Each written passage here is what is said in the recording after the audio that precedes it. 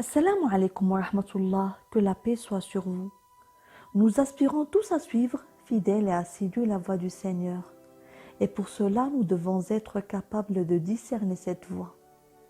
Dans plusieurs versets du Coran, Dieu promet sa guidance à certaines personnes.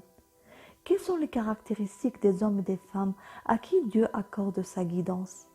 Et quelles actions pouvons-nous entreprendre pour être guidés?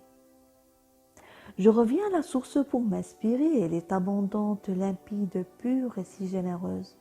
Le verset 16 du chapitre 5, Surat al-Ma'ida, porte des réponses à ces questions. Voici que vous est venu de Dieu une lumière et un livre explicite par lequel Dieu guide vers les chemins du salut ceux qui cherchent son agrément.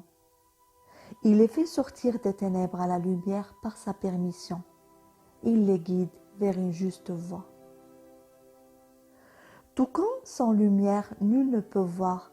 Sans ce que le prophète nous a transmis du Coran ou de l'islam en général, l'essence de la religion ne pourrait être discernée. Surtout que les autres livres révélés ont subi perte, oubli, ajout ou suppression.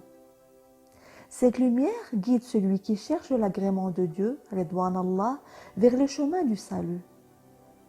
Quand nous cherchons l'agrément de Dieu, nous devons tout d'abord reconnaître l'unicité de notre Créateur et l'adorer comme il nous demande de faire. Il nous faut également fournir des efforts pour prévenir de commettre des injustices envers soi et envers les autres créatures de Dieu en respectant les enseignements divins dans le Coran, et donc pas selon une tradition héritée de nos ancêtres ou autres.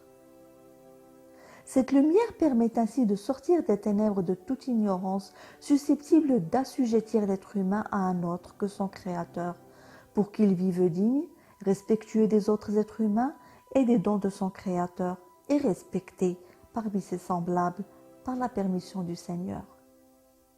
Ces personnes, ayant ainsi établi dans leur vie un rapport aussi étroit que possible avec le Coran, sont guidées vers Subul as-Salam, les voies du salut. Cheikh Sha'rawi explique que Subul as-Salam ici est une récompense pour celui qui cherche l'agrément de Dieu, et devant ces personnes s'ouvrent plusieurs chemins menant à leur salut, différentes possibilités de bonnes œuvres à l'égard de Dieu, envers soi, la famille, la communauté et toute l'humanité.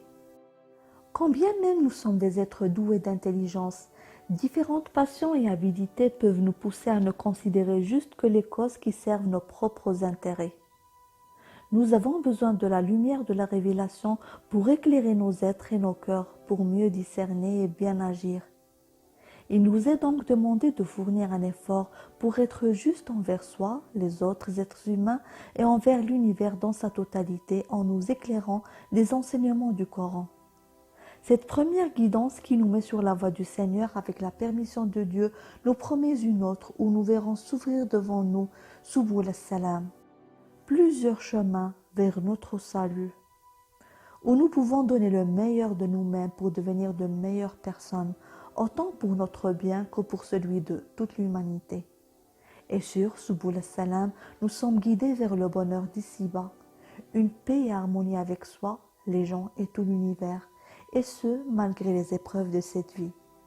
Et dans le delà, nous serons, Inch'Allah, non seulement épargnés de toutes les difficultés et douleurs, mais également admis dans un bonheur éternel, comme le promet ce verset. Quiconque, homme ou femme, qui tout en étant croyant effectue une bonne œuvre, nous lui ferons vivre une vie agréable et lui donnerons la récompense selon ce qu'il aura fait de mieux. Chapitre 16, verset 97. Que Dieu nous aide à faire les meilleurs choix pour trouver la plus belle des voies. Wassalamu alaikum wa rahmatullah.